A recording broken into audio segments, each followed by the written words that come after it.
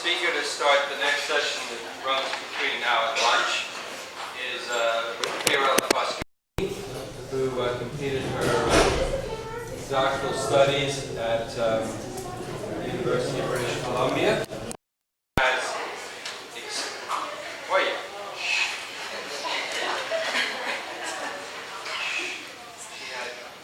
Fiorella has extensive experience as an archivist and a records manager, and she's going to talk today about genres and what they tell us about organizations and how they shape, buy, and shape organizations. Fiorella, please.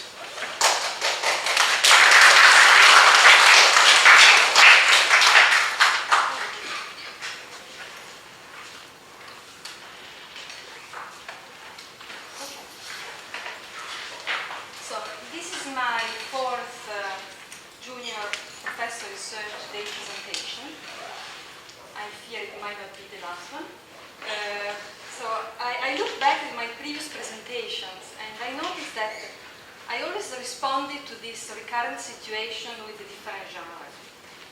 So in my first junior professor research day back in 2010, I had no PowerPoint. And my talk was primarily retrospective, talking about my PhD, and it must have lasted 10 minutes. In the second year, I had 3 slides about my 3 research areas. So business functions, so this goes back to my PhD dissertation, organizational culture, and diplomatics and genre theory. And I was so much interested in the last one that I talked about diplomatics and genre. And this was the time when I was developing like a new conceptualization of diplomatics, and this is now expressed through articles and presentations. And I have also developed a new course that I will teach from next term. And then my third, so last year, my third presentation on this occasion was a progress report of a project on organizational culture. Unfortunately, I didn't get the funding to continue this project, but the theoretical framework for analyzing organizational and information culture is there. It's called the Information Culture Framework, and it's the subject of a book that is going to be published, and I worked with Gillian Oliver on it. So, this year, for the first time, I have some kind of paper. It's a paper in progress. And so, to sum up, the first year I had a personal introduction, the second year the outline of the research agenda, the third year a project progress report, and now a conference paper. So, for somebody who studies genre, this is a bit unsettling. What is the recurrent situation? Obviously, the social motives that play are different, are various. They depend on the level of confidence of the speaker, on the development in his or her research as a researcher, and the time she or he had to prepare. And also the audience expectations are interesting because apparently it's not clear what you are doing here. So you are not evaluating me, I guess. You are not here to learn. Otherwise, I would have done something different. So the audience expectations are not clear. And the situation is informal, apparently, because it allows for variation. It doesn't have very rigid structure apart from the time frame. But the genre is stabilized enough to have a name. It's a junior professor research day. But it's evolving, and it might change in the future, and so there are some internal tensions, obviously. Anyway, this is enough, I think, to introduce my research on genre. And why do I think that genre theory is relevant to archives and records management? Because the world is made of texts. Some of these texts are records. And to understand the complexity of both the situation in which we act, think, and write, and the texts that are the outcome of our acting in the world, our disciplinary approach to archives is not enough. So the questions that I will try to answer in this presentation have to do with the workplace communities. In particular, issues of collaboration, identity, and learning. So archival scholars and records management scholars in particular have always been interested in organizations, because organizations are the context where the records are produced, the majority of the records. And we always, we became more and more familiar with theories of management, administration, law, sociology, to try to understand how organizations work.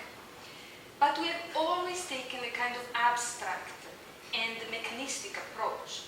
So like business analysts, records managers can go out there and map workflows and document flows, and they dissect functions, activities, transactions, they create wonderful hierarchical trees of activities. But this is very rhetorical, so anti-rhetorical perspective. It doesn't account for the multiple intentions and the conflicting situations that are in the real workplace. We kind of assume that organizational actors have unanimous intentions and social motives, that they are guided by the same objectives, and that they interpret these objectives in the same way. But workplace communities are anything but homogeneous and harmonious places, we know. And business processes are not linear. They are not aseptic processes. So to tackle the complexity of workplaces, the notion of community is very useful, although it is a problematic notion. And I won't now discuss the several possibilities you have to describe community. Community of practice is a very useful notion in my case, in the case of somebody who studies workplace, because practice is this relation between person's activity and the work over time, and so it's very useful to look at practice. But genre scholars also use the term discourse communities, rhetorical community, when they want to stress that there is dissent, that it's not one view, that the community is a rhetorical construct. Activity theorists talk about activity systems in a similar way. The term community has some warm overtones sometimes. So I like to talk about spheres of practice. Spheres of practice that is not people, because it's a sphere. So people's sphere of practice maybe is a good alternative to communities. I don't know. Discursive practice, in the way I understand it, is not just writing and speaking, is also acting, is also thinking. And conflict and transformation are part of the notion of communities, because, as you see in the description of communities of practice, these communities are overlapping with other communities. So the activity systems in a workplace are multiple, and so there is tension. So in all of these definitions and others that are not here, one recurrent aspect is the situated approach. So we need to locate the organization, we need to consider the activities of the participant in context to understand them, which is what we archivists don't usually do, because we take more like an abstract approach. So genre theory is very useful, in my view, to look at the way in which people respond to situations that the member of the community perceive as recurrent. So the way I use genre is not the traditional way, like looking at taxonomies of recurrent typifications of texts. It's more about looking at the activities, at what records do, as Karen was saying. So what are the human activities that involve the use of text, that could also be oral texts, and how do they become typified through the continuous reproduction of texts, and how reciprocally the situation influences the text and shapes the text. So, as Amy genre set of a community. We are examining the community situations, its recurring activities and relationships, its epistemology and values. So changes to the genre set will definitely influence the community's knowledge and beliefs. So what is very appropriate, I find, in looking at genre from an archival perspective, is that in genre, both text and context are the genre. In archival theory, we tend to separate, to have a dichotomy. The text, content, and the surrounding, the wrapping is the context. In genre theory, in particular rhetorical genre theories, there is no such a separation. The context and text are two interdependent genre components which continuously co-construct each other, and by co-constructing the text and the context, we influence the situation. So this is clearly a social constructivist approach that is sometimes looked at with suspicion by archival scholars. I have to say, I have no problem in using sometimes very positivist approaches like diplomatics, and sometimes when I need to understand better the complexity, going into the direction of a social constructivist approach. The idea of genre as social action emphasizes the centrality of the active construction of knowledge and the situated, historically conditioned character of all cultural artifacts. It doesn't celebrate the primacy of the subject over the object. It rather stresses that they are continuously interacting, that there is a continuous interaction.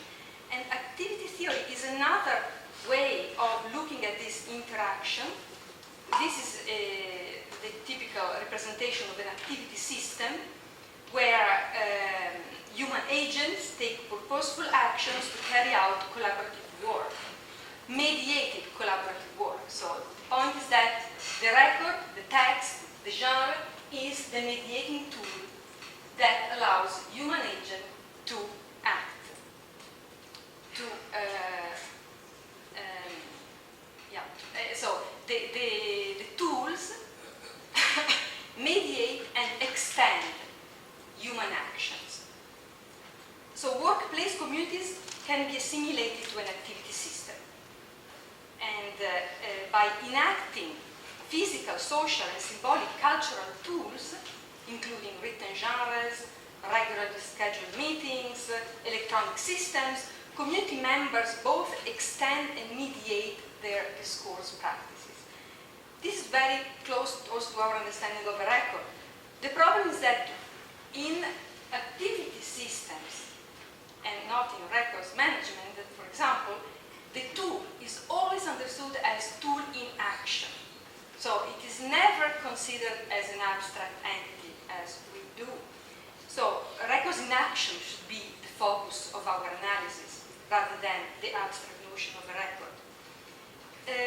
So human agents, we as individuals, we may have different motives, different objectives. So this is not a place for agreement. So there are often tensions in an activity system, and especially when you have the coexistence of various activity systems, as it happens in all organizations, there are different professional communities. It's very typical that dissensus, resistance, conflicts, and deep contradictions arise because of the different meaning that people give to the tools in use.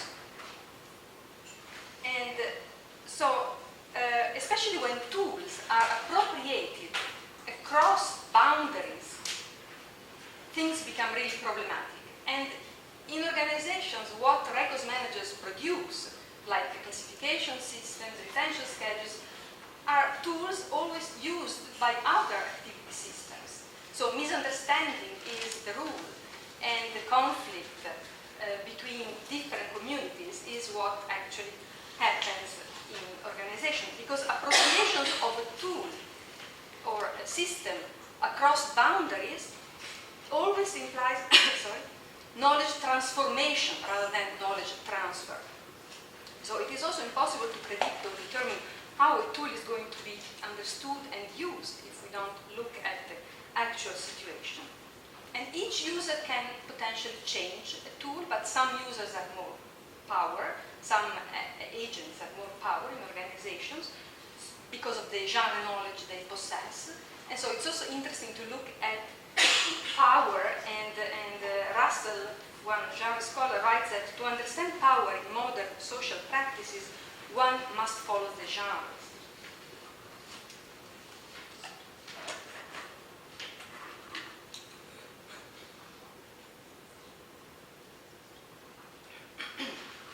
So as I said, I'm interested in collaboration. And collaboration in workplace means distributed cognition. So when people collaborate using shared cultural tools in performing their work, they create knowledge as a form of distributed cognition. This is more than just division of labor, because when people think in conjunction with the help of culturally provided tools, they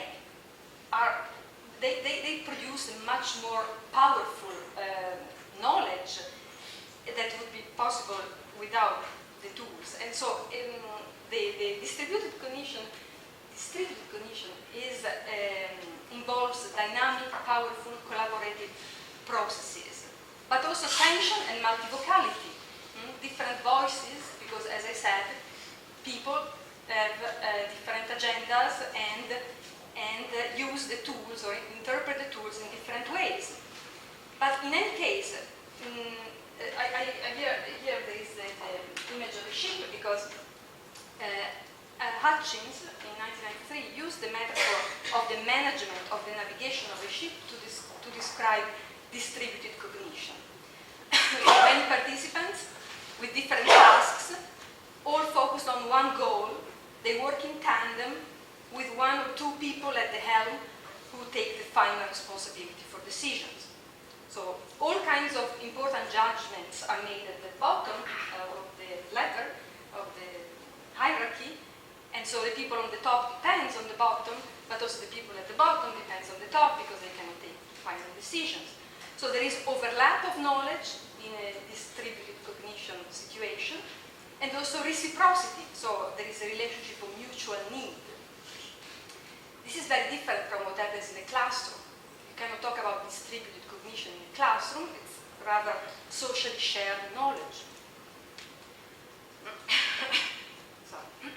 So, when people work together, the private spaces of cognition of individuals are negotiated in public spaces of cognition. These are the words used by Baserman, one important genre scholar. The negotiation happens through tools, through the genres used. This is what you can call intersubjectivity or intersubjective space that Smart defines as a domain of shared focus, perception, and understanding that connects individuals intellectually within a community.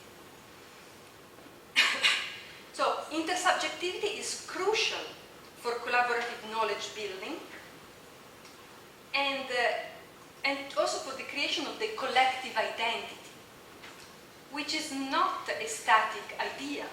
It's rather a dialectic, tool-mediated, always in becoming achievement. And learning is an important part of building the identity of a collectivity. So I refer to the theory of situated learning to talk about learning in the workplace, but there are many other ways of understanding learning. I find this particularly interesting because it really refers to what we discussed until now. So the fact that we have to take a situated approach to knowledge, and that learning is participation in the social practices of a community. So it's inherent, continuous, mostly tacit. So as Wenger says, learning is not something we do when we do nothing else, or stop doing when we do something else.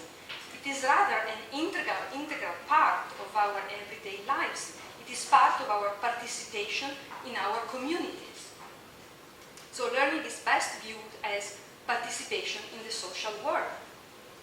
I think that this is something we should reflect on. I mean, I'm sure since we are all some of us educators, we think about our teaching and the learning of the students, and we think that by bringing some experiential, hands-on teaching, we can somehow reproduce the experience at the workplace. This theory tells you that it's impossible because learning in the workplace is situated, informal, ongoing, and has little to do with formal education, formal training measures also in organization. So school learning is something different.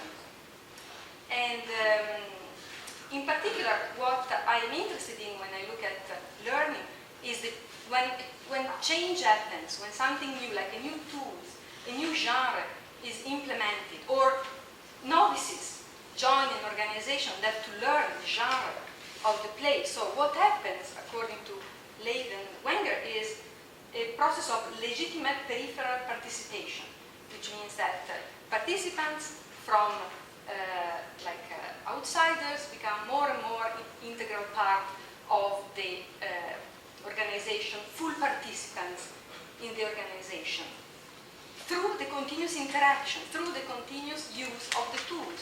And by using the tools, of course, the novices become part of the ideology of the workplace, and without realizing, they absorb the notions that are implicit in the tools.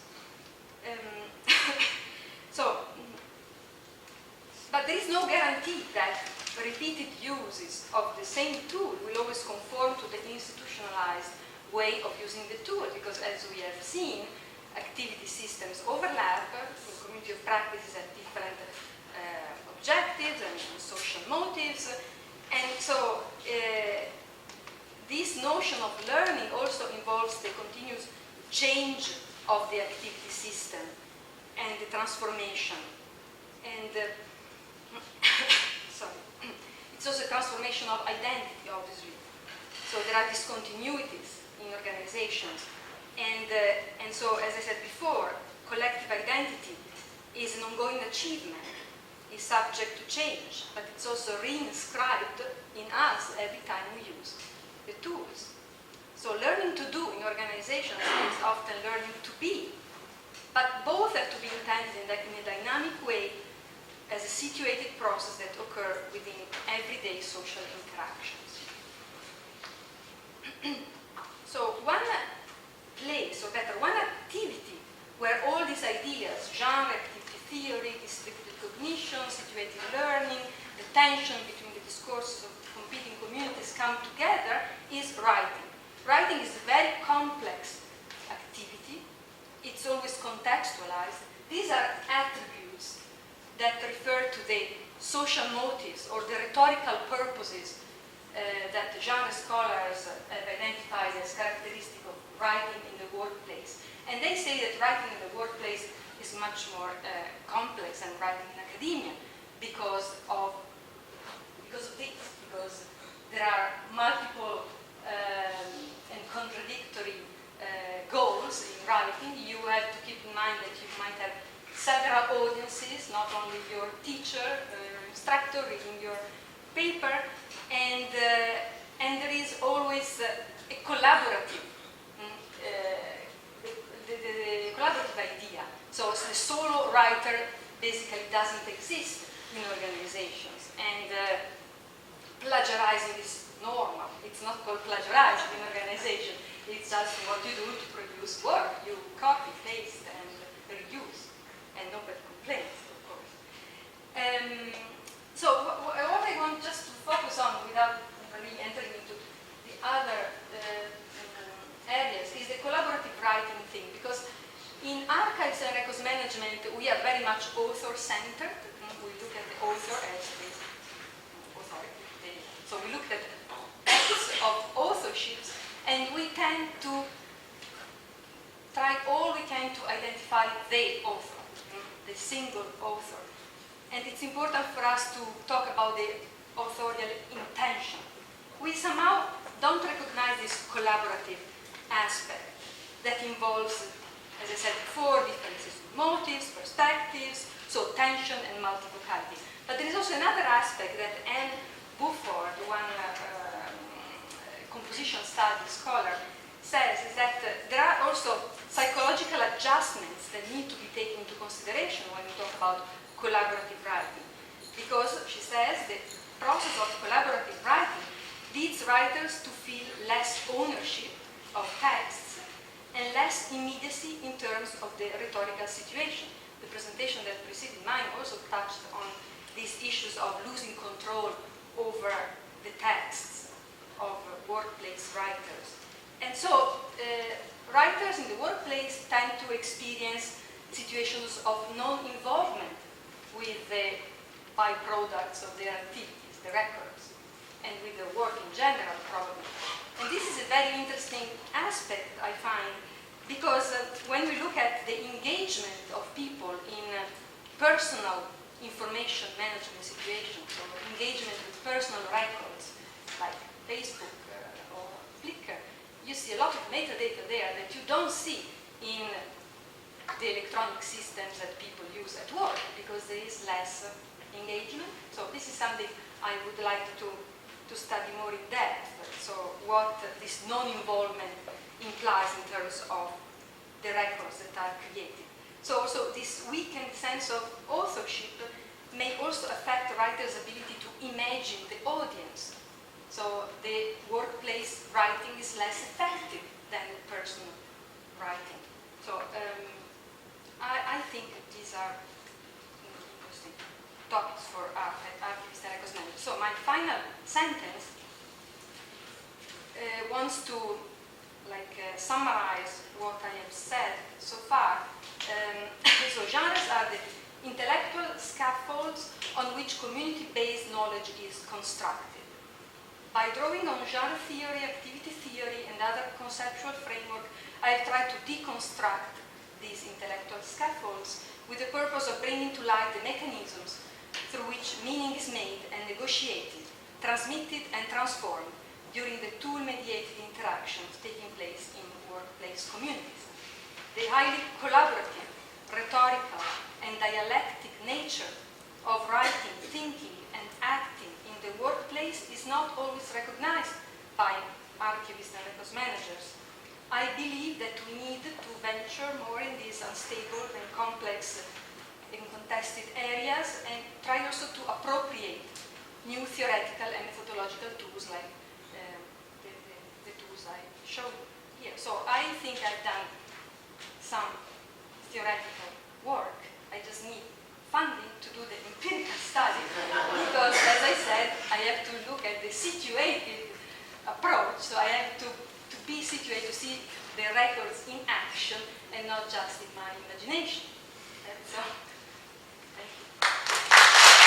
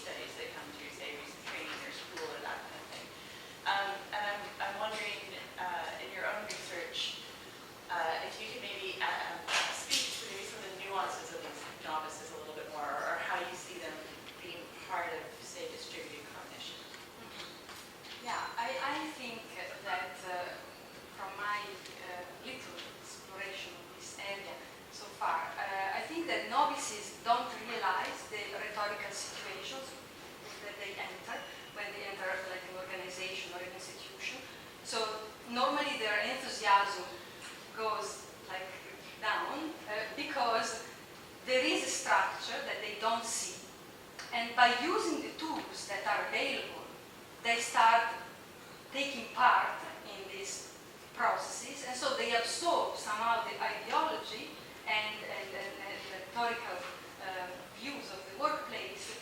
And it's hard, I think, for a novice to bring really something new that makes the practice change. And just because it's a process of peripheral movement towards the center.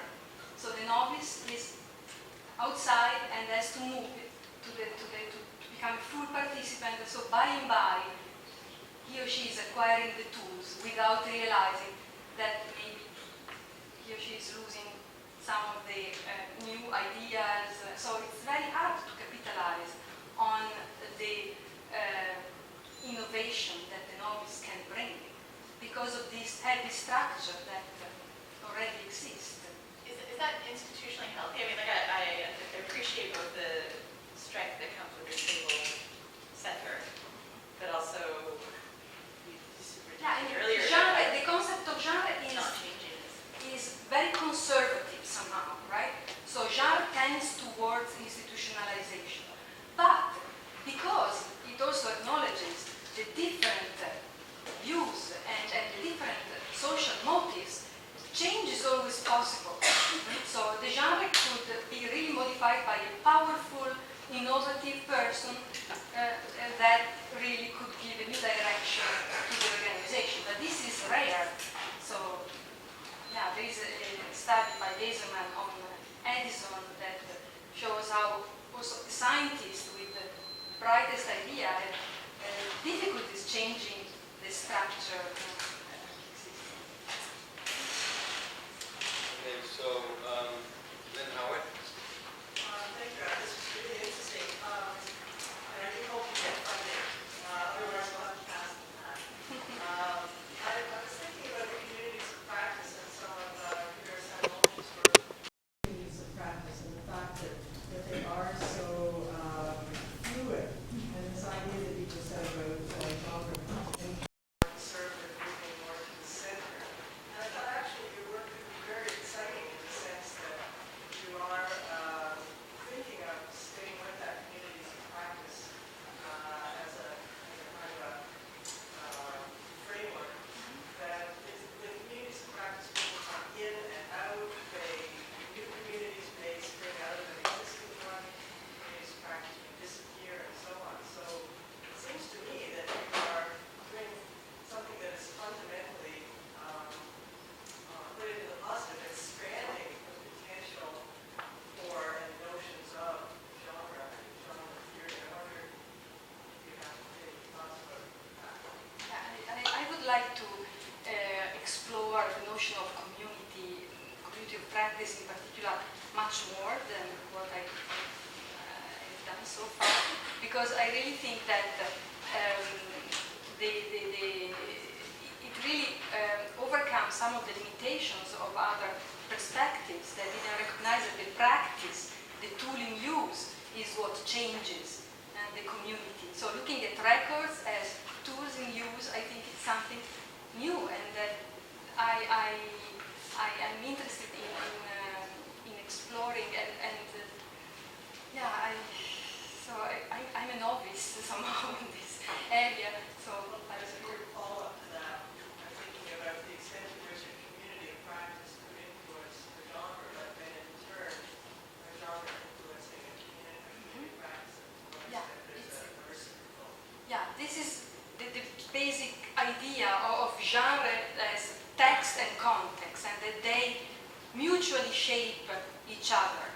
So by repeatedly doing this junior professor day, we establish a recurrent situation, and the way we all perceive the situation and the response we have shapes the presentation. So we adapt to the audience. So it's really a mutual, yes. Closest and then Matt.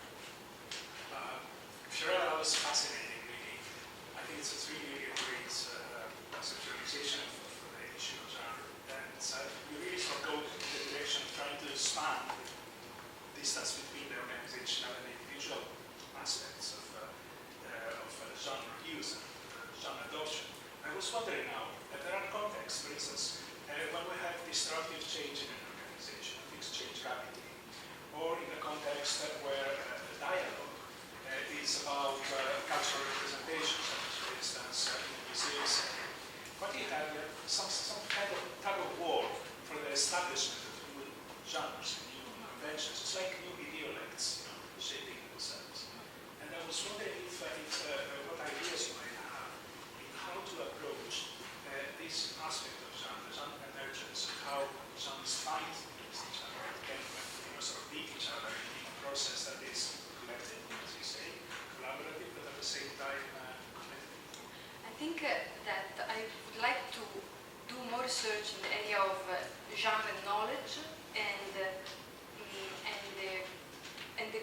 to compare the knowledge of practice, so like the procedural knowledge with the genre knowledge that involves also the use of the tool, and to see how the powerful people in organization that have better rhetorical tools or understand better the ideology of the situation can use this genre knowledge in a way that modifies the procedural knowledge. And so, of course, I think that these points of fracture are extremely interesting, and they happen all the time. Also, when a new electronic records management system is implemented in the organization, there are these moments of people want to boycott the system, or radical changes to the meaning of the system. So it's like a tool that is really repurposed or changed completely. So I think these are interesting points, yeah. And the ship is not always going in the right direction. Sometimes it sinks on one side. Thanks, Fiorella. That was interesting. I was really intrigued by what you were talking about, organizational writing. But part of it is I was wondering what context you were modeling for your understanding of that, because I think that does seem to set a lot of situations within, some of the museum situations, creative situations. We are doing this group writing, about which there is much more concern with writing, and people identify if it's not their individual voice, say they're putting together wall texts and labels, or in television, the writers room, where they're all breaking stories together, but it's not individual. So I'm wondering to what extent that sense of disconnection from that writing is a symptom of organizational culture or failure, as opposed to the structure of distributed writing. So I want to say, then the last things said different. But so my perspective is the one of the archivist who wants to understand better the creating process. So how people create the records. And so there are many influences. And what I realized before, as a worker, as somebody who created the records, I realized that I felt this engagement, and the electronic system was even more taking away the creativity in the work that even a secretary has, because there are creative aspects in every type of typing and writing. And so I think a project I would like to do is to try to modify, maybe like an experiment, modify these tools, like these electronic records management systems, to make them more fun for people to use, to see if the interaction changes. But with regard to the failure of the organization, yeah, this is something else. I don't know. I have to think about it.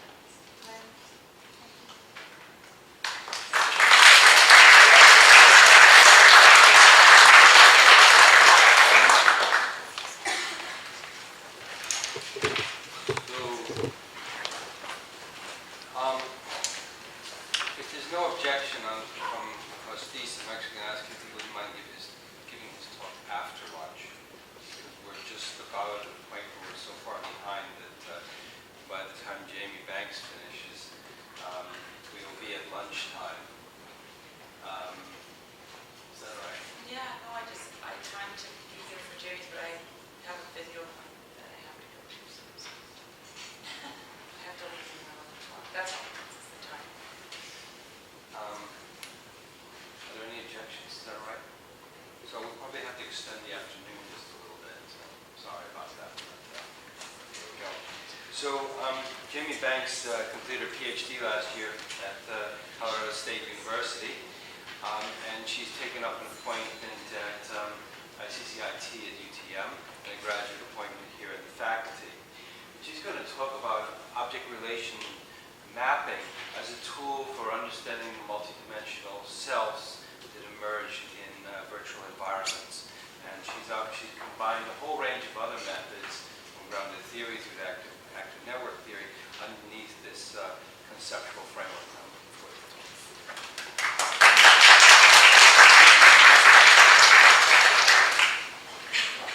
We're going into methods, people. You got your copy? Object relation mapping is a method that I developed over the course of my dissertation that I'm currently working to refine and make scalable and extend to other realms beyond games and the self. Here we go. Just give you a little bit of a preview. The idea in general is to take a situation, break it down into its smallest discernible bits, rebuild them in a visualized network, and then to analyze the content and structure of that network to better understand the situation as a whole.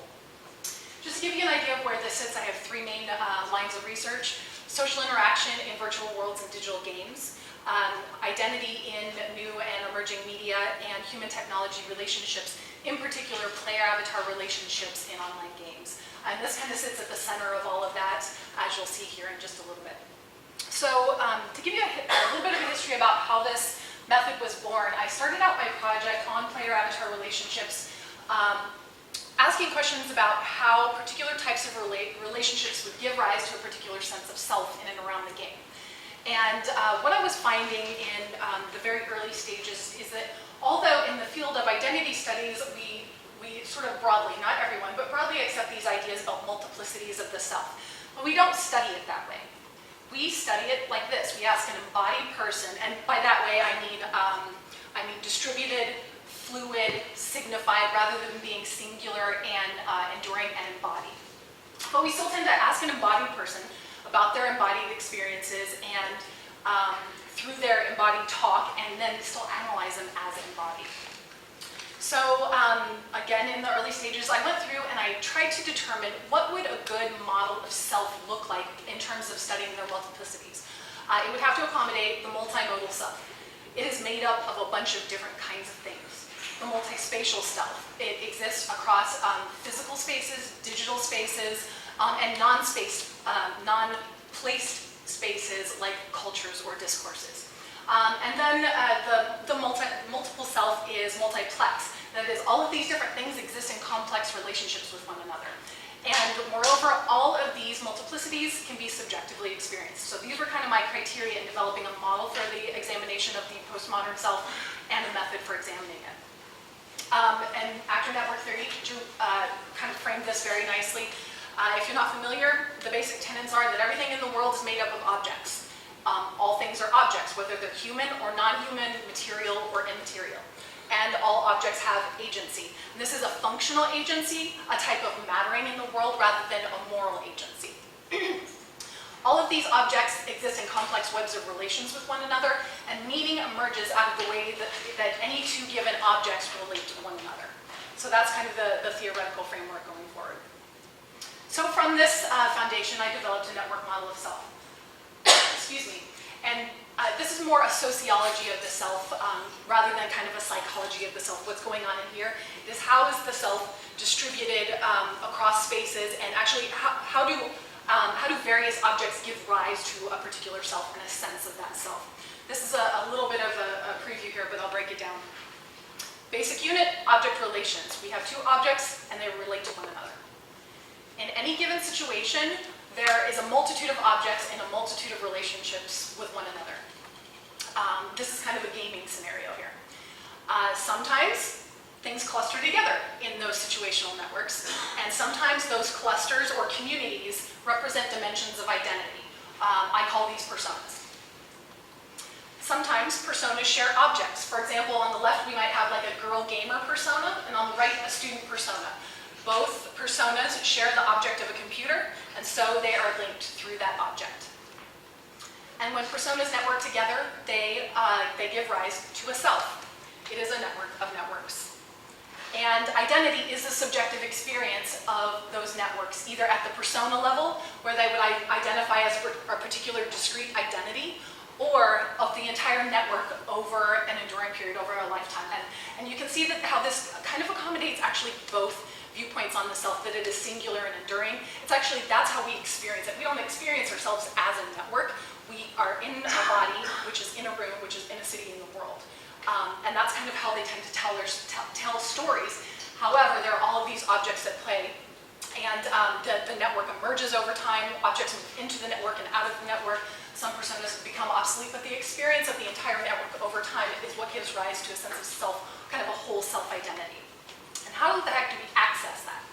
Well, people do experience this network even though they may not recognize it as such. They're probably going to talk about it in kind of that whole self. But we can take their personal accounts, and those can be photographs or interview transcripts or diaries or any kind of symbolic representation of experience, and break it down into those constitutive components. So that is where the ORM, Object Relation Mapping Method, comes in, and it's an integration of phenomenology, largely from this idea of privileging the user experience, or the participant experience, but also bracketing, which leads us into actor network theory, this idea that there is no appropriate assemblage of objects, and you kind of have to bracket your understanding of the world and privilege the user's experience of the world. Social network analysis, hang on to that, you'll see in a second, and grounded theory coding. So again, we have the situation, and in my study, the situation is play and player-avatar relationships. We break it down into those object relations. You'll see them in a second. We restructure it in a relational network and do some playing around with that, and then look at both objects, personas, and how objects are related to one another, and how personas are related to one another to answer some questions here. These are the very ugly list of steps. I'll get to each one of these in a not so painful fashion.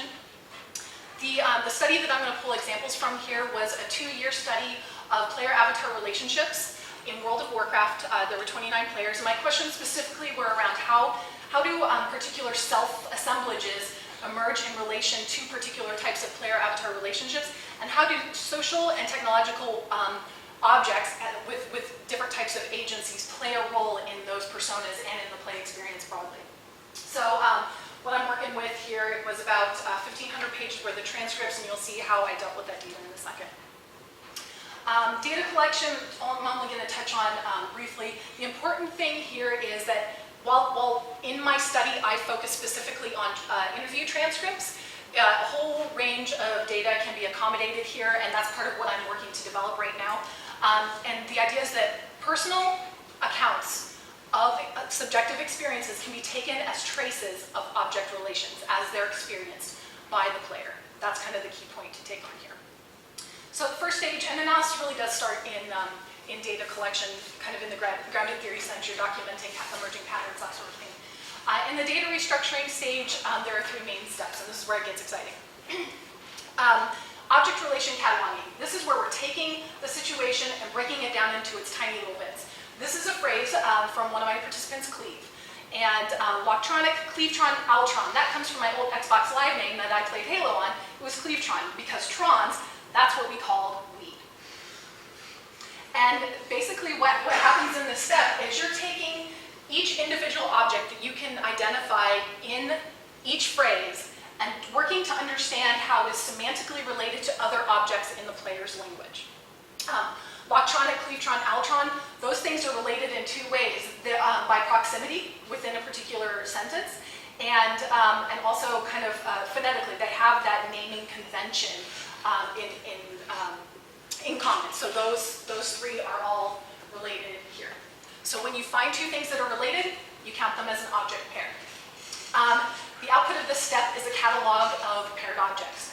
The reason this is important is because in the next step, each one of those paired objects is going to be transformed into a pair of nodes and a tie between them. And I find this a really helpful visualization because even though the actual network visualization is not constructed with these images, it's helpful to remember that there are real objects being signified in the player's language here. So when we take many hours and pages of transcripts and do this entire process, this is what we come out with. This was that one player's situation map.